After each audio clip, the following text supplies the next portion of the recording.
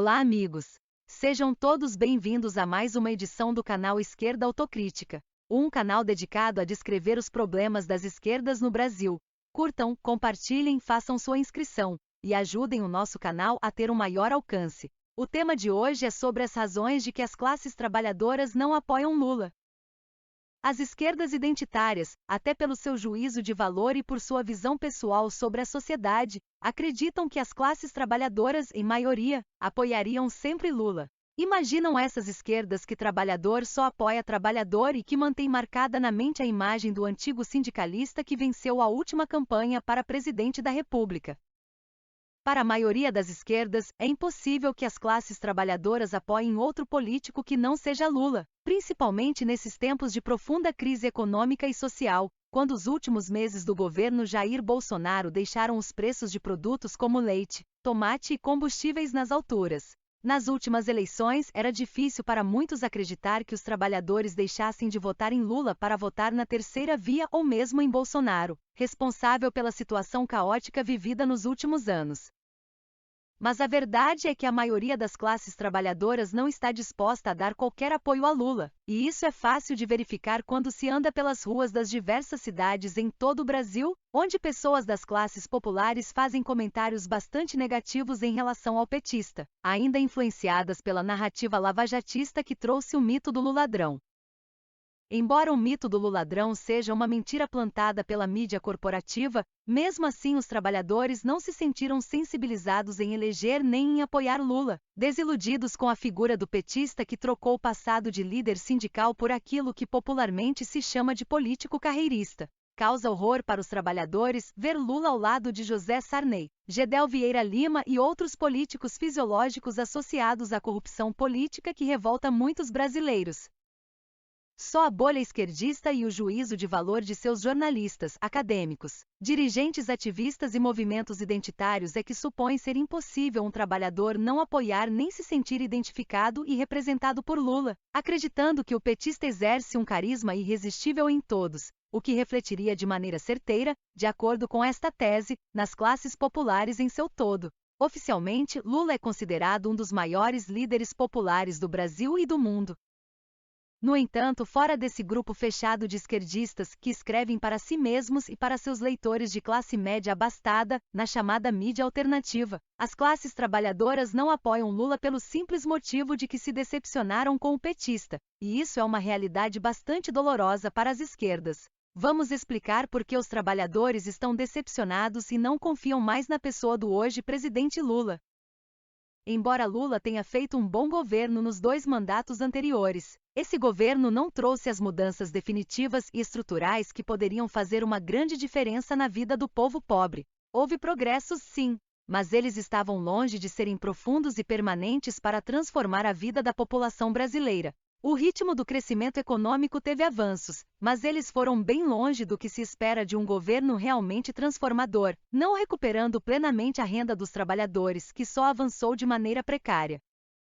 O período de Lula foi marcado por uma grande sabotagem cultural, na qual uma elite intelectual fez campanha pela idiotização da cultura popular, sob a desculpa de combaterem o preconceito em relação à bregalização cultural. Com isso se difundiu a ideia de uma pobreza linda, um mito trazido pelos fenômenos popularescos difundidos pela mídia corporativa de caráter nacional ou regional. Apesar dos apelos pelo fim do preconceito, a defesa da bregalização cultural já surgia preconceituosa, pois abordava o povo pobre de maneira caricatural, como se as classes populares fossem aquelas paródias, vistas em programas humorísticos e em núcleos pobres que fazem um alívio cômico em novelas da TV, ou protagonizam comédias de cinema.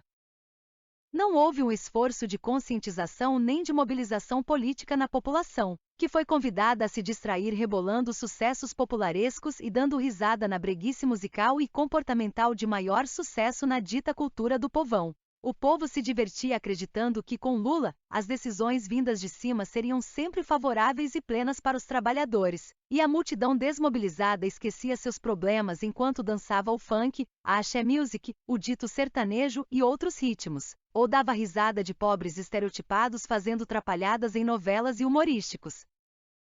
Mas a realidade é outra, com a miséria e a violência cotidiana aterrorizando favelas, zonas rurais e sertões, e os resultados trazidos por Lula foram frágeis, por conta de sua política conciliadora de dar aos pobres sem tirar muito dos ricos. E Lula ainda se aliou a políticos corruptos que fizeram o petista ser alvo de falsas denúncias plantadas pelos pretensos aliados que puxaram o tapete do presidente. Daí que os escândalos do Mensalão e a Operação Lava Jato, se não derrubaram Lula, desgastaram sua imagem, o que refletiu, anos depois, na revolta que contaminou o povo brasileiro, ajudando na formação do golpe político, jurídico e midiático tramado contra a sucessora de Lula, Dilma Rousseff, no seu segundo mandato.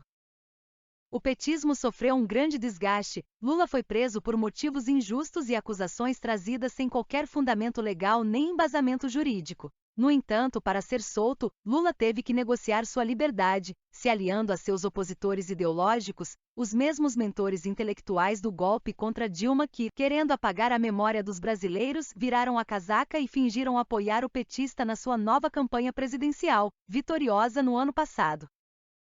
Mas os trabalhadores mantiveram em sua memória a imagem traumática do Lula massacrado nos telejornais da mídia corporativa, que é a única mídia que a classe trabalhadora está habituada a ver no pequeno período em que os proletários se sentam nos sofás de suas casas para ver televisão. Outros fatores, como a influência de igrejas evangélicas neopentecostais, contribuíram muito e de forma decisiva para a guinada anti-Lula dos trabalhadores. As igrejas prestavam um serviço social para a população, aproveitando a falta de interesse dos políticos fisiológicos, hoje aliados de Lula, em ajudar o povo pobre. O vácuo do poder público fez com que essas religiões realizassem o que os governantes prometeram e nunca fizeram em favor da população.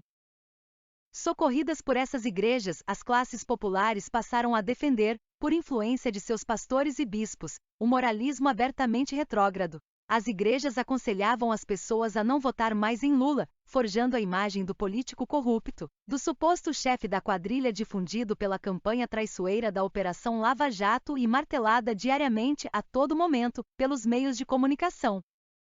Isso foi tão forte que a imagem do Luladrão está até hoje presente no imaginário do povo pobre, mesmo quando Lula volta a ser tratado de maneira respeitosa por parte da mídia corporativa. Para complicar, Lula, ao retomar os direitos políticos, cometeu o erro grosseiro de chamar os opositores para se aliarem à sua recente campanha presidencial e à base do seu atual governo.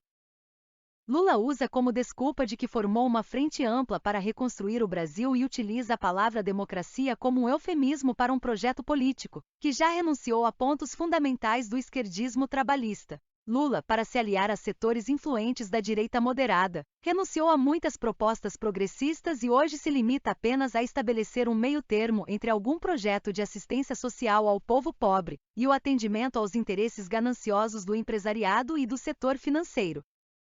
E Lula já avisou que não vai revogar a reforma trabalhista do governo Michel Temer, e só vai recuperar os direitos trabalhistas e os salários dos trabalhadores, nos limites tolerados pelo empresariado. Para piorar, Lula se aliou novamente a políticos corruptos e antigos coronéis estaduais, causando constrangimento às classes trabalhadoras e ao povo pobre em geral. Lula se juntou novamente a políticos fisiológicos e tem como vice-presidente um de seus ministros o seu antigo rival da campanha presidencial de 2006, o tucano conservador Geraldo Alckmin, ex-governador de São Paulo famoso por reprimir protestos de trabalhadores e estudantes. Envergonhadas e indignadas, as classes trabalhadoras decidiram não votar no petista e pouco lhe importaram os apelos da mídia esquerdista de que o voto de Lula seria necessário para retomar a democracia e o desenvolvimento econômico e social, porque, além da mídia esquerdista não ser vista nem sequer conhecida pelas classes trabalhadoras, estas não vão se sensibilizar a esses apelos que são dados em vão. A decepção em torno de Lula, por parte das classes trabalhadoras, foi muito grande. Para elas e para muitos pobres desempregados e até mesmo sem teto, Lula é um traidor, um pelego, e como boa parte desse povo consome a chamada mídia corporativa, que tratou com respeito o ex-presidente Jair Bolsonaro, não existe noção sobre o que seria a barbárie política e social do fascista. Sem essa noção, o povo pobre dificilmente acreditaria na urgência do voto em Lula. As classes populares preferem manter o ceticismo plantado por anos de campanha lavajatista. E aí vem Lula abraçado a um Geraldo Alckmin envolvido em escândalos como o desvio de verbas para a merenda de escolas públicas, e a destruição violenta do bairro de Pinheirinho, em São José dos Campos, e se sentem vergonha e revolta em ver o petista comprometido com tais alianças. Lula não consegue convencer as classes trabalhadoras e os miseráveis em geral com promessas de ações paliativas, que tão vagamente falam em revalorizar os salários, o emprego e a moradia por elas soarem sonhadoras demais e, ao mesmo tempo, inconsistentes e contraditórias em suas propostas. Os trabalhadores não confiam em Lula e se sentem abandonados e traídos por ele, vendo horrorizados Lula usar o discurso da democracia para ficar ao lado de banqueiros e grandes empresários, e as circunstâncias demonstram que o petista fará muito menos do que nos 2 mandatos anteriores. Lula fará um governo neoliberal precariamente assistencialista, sob o qual a influência de Geraldo Alckmin irá comprometer seriamente as pautas progressistas mais importantes. E aí os trabalhadores sentem que não serão felizes de novo, vendo mais uma grande promessa de esperança se tornar apenas uma conversa para boi dormir, se é que se poderá dormir com fome, baixa renda e sem dignidade. Ficamos por aqui. Agradecemos a audiência. Até a próxima postagem. Um abraço a todos.